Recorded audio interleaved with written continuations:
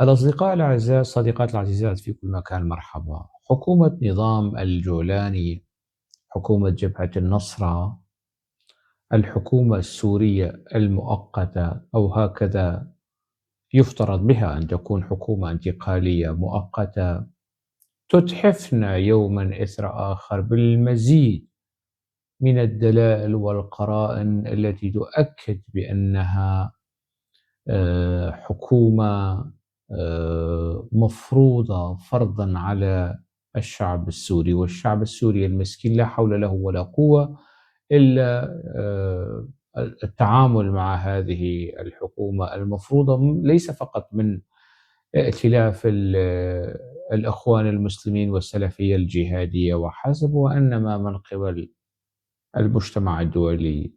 طالما النظام السوري السابق على زمن الأسد الأب والأسد الابن، هذا النظام كان مفروضا على الشعب السوري.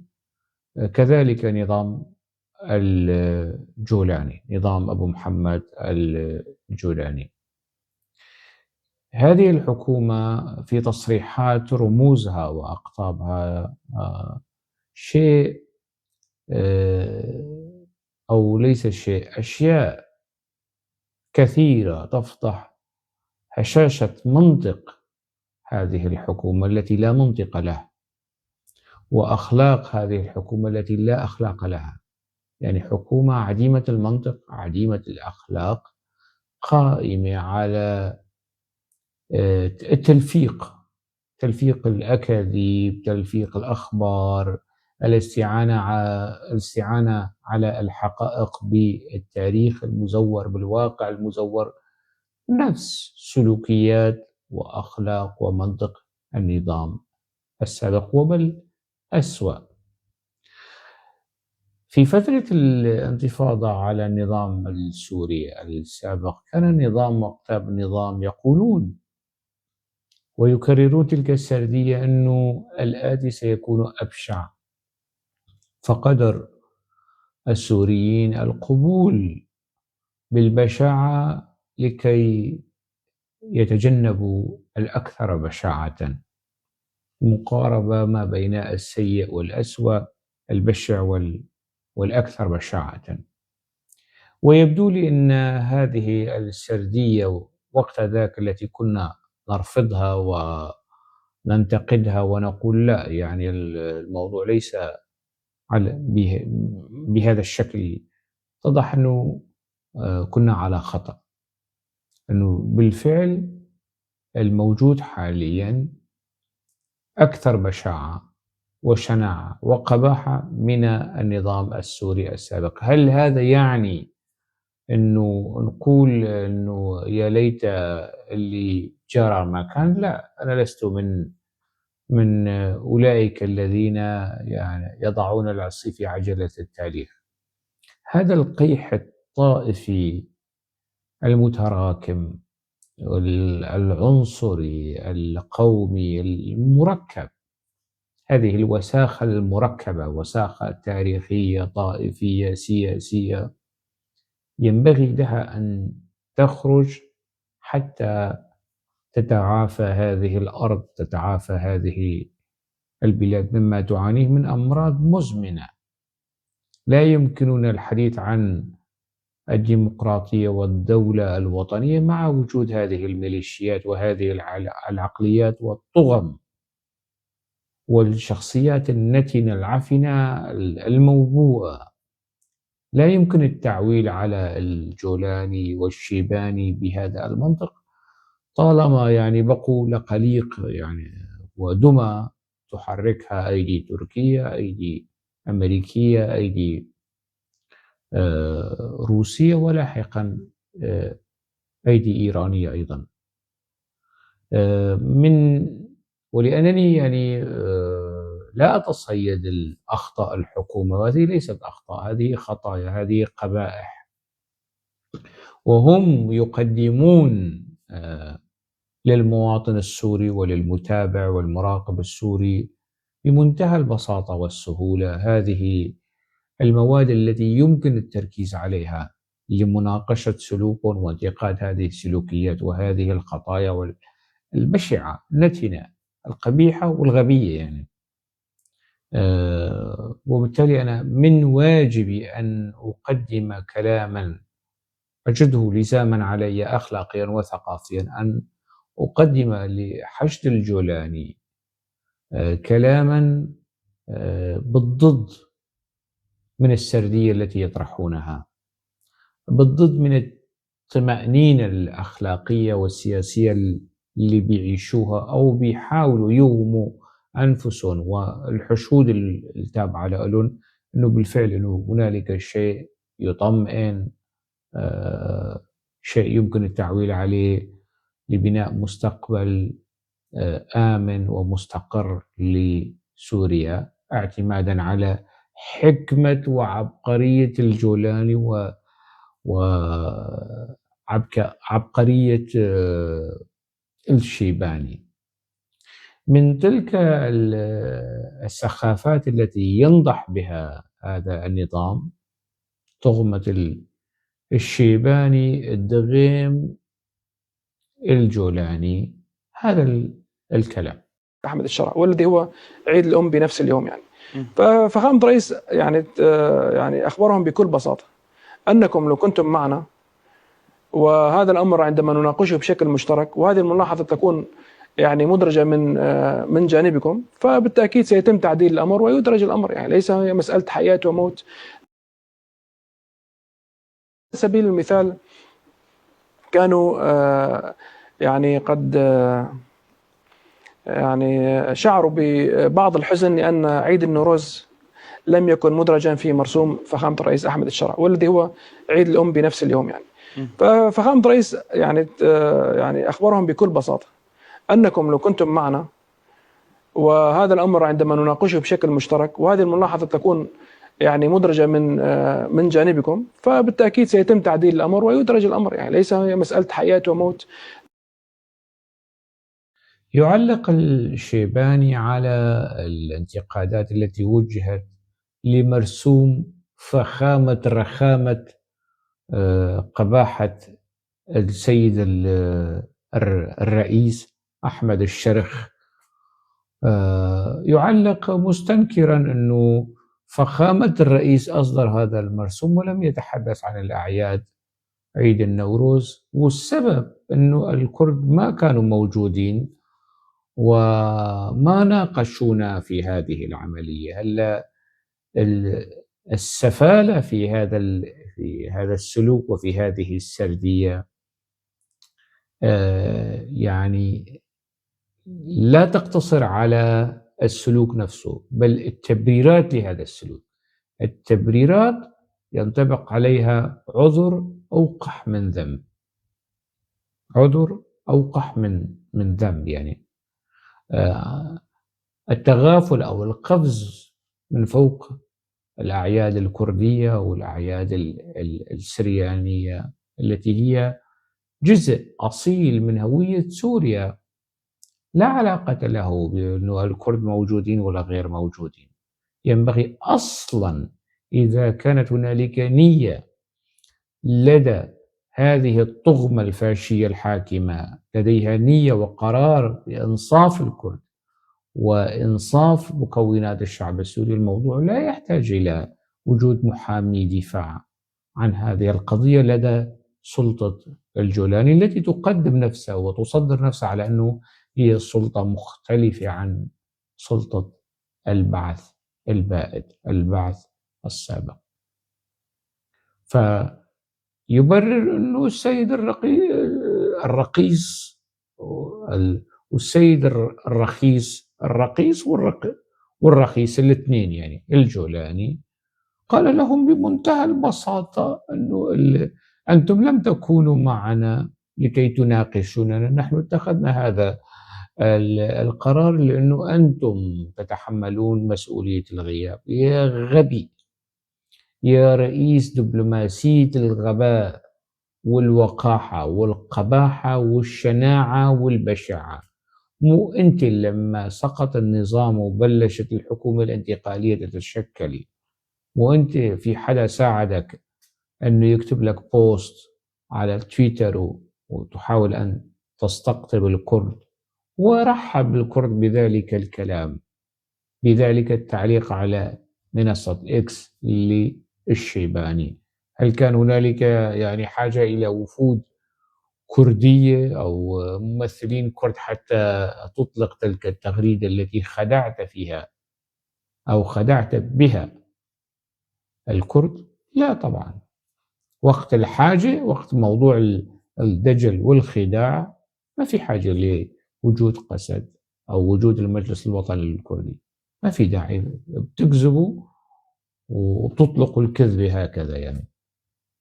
لكن الكرد ما عاد ينخدعوا بالأقاويل والشعارات والزعبرات، يعني الموضوع انتهى. يعني داب الثلج وبان المرج. بس أي مرج؟ مرج السلفية الجهادية والبعثية المتبعثنة والمتأخونة والخرى السياسي الذي تطفح به سلوكيات هذه الحكومة، وبات واضحا جليا. يعني روائح تسكم الأنوف وتملأ الآفاق. فالموضوع ما له علاقة أنه الكردي موجود ولا مش موجود. ثانيا، الكردي كان موجود. الكردي وقع معك اتفاق، قسد وقعت معك اتفاق في 10 آذار 2025، وأنت تستميت لتنفيذ هذا الاتفاق. كيف يعني تقول أنتم لستم معنا؟ يعني شو طبيعة وجود الكردي اللي يفترض أنه حتى أنت تقر بوجود عيد سوري اسمه عيد النوروز؟ يا تافه. الحق مو عليك، يعني الحق الذي يحاورك ولا يحاول أن يضعك في زاوية ضيقة، يضيق عليك الخناق بالأسئلة المنطقية السياسية الوطنية الصحفية، الأسئلة الاستفزازية والاستقصائية التي تحاجج ولا تصادق على الأكاذيب والترهات والخرافات. كيف الكرد ما كانوا معك؟ نفس السردية، سردية الثورة، والكرد لم يكونوا معنا في الثورة، أو الكرد لن يكونوا معك في مجازرك، لن يكونوا معك في طائفيتك، لا سابقا ولا لاحقا. الكرد لم يكونوا مع النظام السوري ولم يكونوا مع الأخوان. حتى في نهاية السبعينات ومطلع الثمانينات الكرد كان موقفهم وطني محايد، لا مع حافظ الأسد ضد الأخوان ولا مع الأخوان ضد حافظ الأسد. الموضوع صراع على السلطة، ما له علاقة بالدولة الوطنية بالدولة الديمقراطية. مثل ما نظامك الآن لا علاقة له بالدولة الوطنية بالدولة الديمقراطية. أصلا أنتم والديمقراطية على طرفي نقيض، أنتم تعادونها وتعتبرون الديمقراطية من عمل الشيطان، رجس وتشبه بالفرنجة والصليبية ومن الكلام السلفي الجهادي السخيف والتافه يعني. فهذا الكلام أو هذا العذر، أي عذر، هذا أوقح أكثر وقاحة وقباحة من الذنب الذي اقترفوا. ومتوقع، يعني أنا لا أستغرب شيئا من هذا النظام، ولا أستغرب شيئا من الشيباني الدجال الكذاب الأفاق اللي يحاول أن يتغلب أو يتجاوز أو يتفوق على دجل ونفاق وكذب أبو محمد الجولاني. هنالك صراع أيهما أكثر كذبا ودجلا ونفاقا في السلطة. لكن يبدو لي أنه هكذا جرت العادة، أنه يصار إلى استقبال هذه التصريحات على أنها يا سلام من طينة التصريحات التاريخية المفندة التي أخرست الكرد. وطبعا مش صحيح، مش صحيح، يعني بهكذا هشاشة، بهكذا منطق سقيم هزيل تافه نتن غبي لا يمكن يعني مقارعة حجج الكرد والسريان والأرمن والتركمان وكل مكونات الشعب السوري الذين أقاموا الحجة على نظام الشيباني الجولاني اللي هو مجرد لقليق عند التركي، ويحاولون يعني أن أن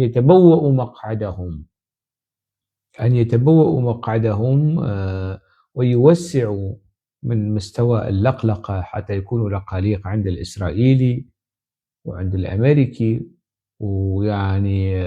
وعند الروسي فقط لكي يستأثروا بالحكم ويستمروا مثل ما استمر نظام حافظ الأسد وبعده بشار الأسد ويتوارثوا السلطة إلى يوم القيامة.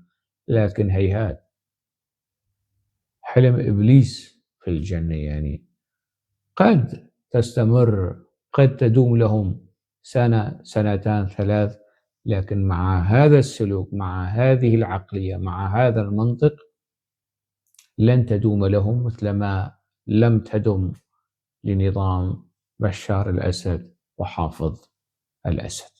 المسألة الثالثة أنا ذكرتها إضافة مهمة إلى المسألة الفكرية. لازم تعرف مين عدوك، ما تفوت مع مين ما كان تقاتل. في عندك عدو خارجي الدول، في عندك عدو داخلي الطوائف النصيرية. شو هدول النصيرية؟ في ناس ما بتعرف شو هي النصيرية إلى الآن. شو هدول الدروز؟ لازم تعرفهم شو هدول، شو حكمهم. طوائف مرتدة عن الدين. في عندك إسماعيلية، هاي موجودة في سوريا، عم نحكي على موجود إيش حواليك أنت.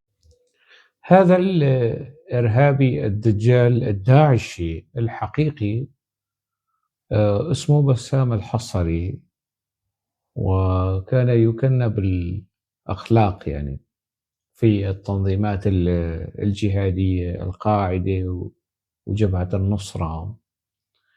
بيحكي، هذا مكلف بالأوقاف في السويداء، بيحكي عن العدو الداخلي، يعتبر مكونات الشعب السوري عدو داخلي للطغمة الحاكمة. مكونات الشعب السوري عدو. في عندك النصيرية، الناس ما بتعرف شو هي النصيرية. لا، الناس بتعرف شو هي النصيرية يا غبي يا إرهابي. في عندك دروز، الناس ما بيعرفوا شو دروز. هذه طوائف خرجت عن الملة. أي ملة؟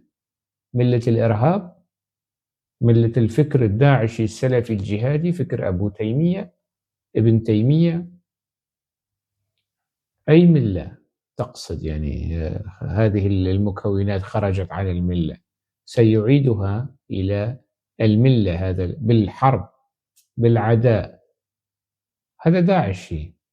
يعني اللي بيشكك أنه هذا داعشي الذي لديه ذرة شك أنه هذا الكلام، هذا الوعي، هذا السلوك ليس بداعشي.